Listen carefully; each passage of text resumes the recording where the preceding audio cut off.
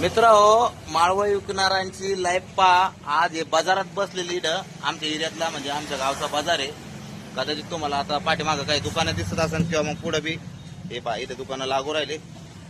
इथे बी ठोकठाक जोरदार चालू आहे आता. तर तुम्हाला सांगतो मित्र हो, आमच्या इकडचा सोमवारचा बाजार आणि मी यांना खास एक प्रश्न विचारासाठी आलेलो आहे की तुम्ही सकाळी मंडीमध्ये किती वाजता जाता? 5 वाजता. सकाळी 5 वाजता मंडीमध्ये जाते मित्र हे.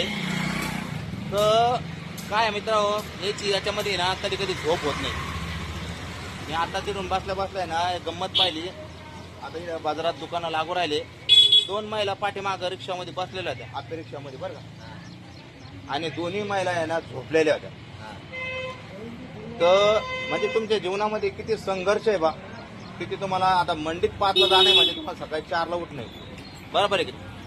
तर मित्र हो, म्हणजे काय जीवन आहे, काय लाईफ आहे, आणि तेवढं करून सुद्धा दिवसभर कडक उन्हात, पावसात, थंडीत जे काही ऋतू असेल त्या ऋतूमध्ये त्यांना इथं दिवसभर बसणे आणि मालाचे पैसे काढणे. पुरे मालाचे पैसे निघले तर त्यानंतर मग आपले पैसे काढणे, तेव्हा घरी जाणे. तर मित्र हो, त्या ज्या 2 महिला आहे ना झोपल्या होत्या, अक्षरशः मी त्यांना पाहून हक्काबक्का झालो. कारण अगर कधी त्याने एक साईडला असं माझ्यासारखं आहे बा, मी तुम्हाला हटकून धरून दाखवू राहिलो, माझ्यासारखं असं धरून दाखवलं होतं, आता धरेल होतं दोघीला पण एक साईडला. कदाचित त्यांचा बॅलन्स गेला असतं. असं रिक्षा कमसे कम 40, 50 त्या 60च्या स्पीडनं होती. अगर त्यांचं बॅलन्स गेला असतं आणि त्याच्यातून ते दोघीपैकी एखादी पडली असती तर किती घातक ठरला असतं म्हणजे हे सांगू शकत नाही. कारण हा रोड जे तुम्ही पाहता मित्र हो, पुरा सिमेंटचा रोड आहे. आले बंद तुम्ही? आता बंद. हा कॉन्क्रीटचा रोड आहे मित्र हो. आता तुम्ही सांगा, इथं इतकं जबरदस्त फटका लागतो, इथं माणूस वाचतच नाही पा, असा रोड आहे पा मित्र हो. आणि इथून अशी गाडी ना अशी इकडं इतकी फास्ट रिक्षा आणि दोघी बी झोपलेल्या, का झोपेल एकदम.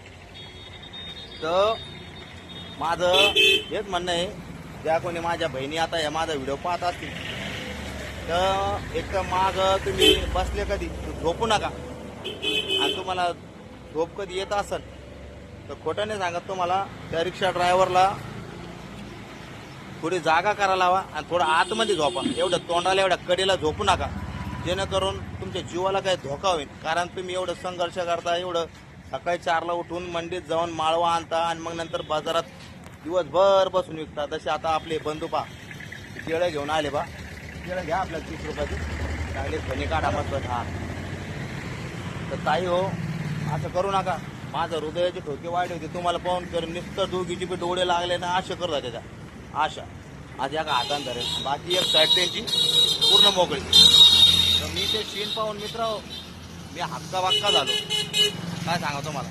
तर हे प्रत्येक महिलांचं, प्रत्येक म्हणजे कांशाला माळव विकणाऱ्यांचे हाल आहे. त्यांना झोपा की पाहत नाही. अरे बाई, आमची घरची मंडळी आली पहा मित्र हो, यांना बी एक आता या छोट्याशा ब्लॉग मध्ये घेऊन टाकतो.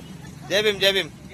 हा काय नाही, चालला बसला बा. आता घरी जाता जाता म्हणलं काहीतरी संदेश द्यावा आपल्या मित्रांना, आहे की नाही. चला बाय. हा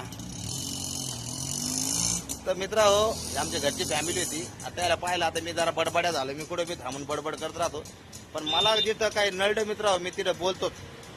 तर काही बाई अक्का माझा विचार करा, माझ्या भावाची बाई गोष्ट एवढी ऐका आणि एवढ्या कडीला बसा जाऊ नका आणि झोपू नका. तुमची घरची फॅमिली आहे, हे कष्ट तुम्ही घरच्यांसाठीच करता. जय भीम, जय भीम. आज तुमच्या जीवाला काही बरं वाईट झालं कधी तर कसं करायचं, आहे की नाही हो. हा त्याच्यामुळं ही गोष्ट माझी तुम्हाला पटली असेल तेवढी मनावर घ्या. ओके, चला. जय हिंद, जय महाराष्ट्र.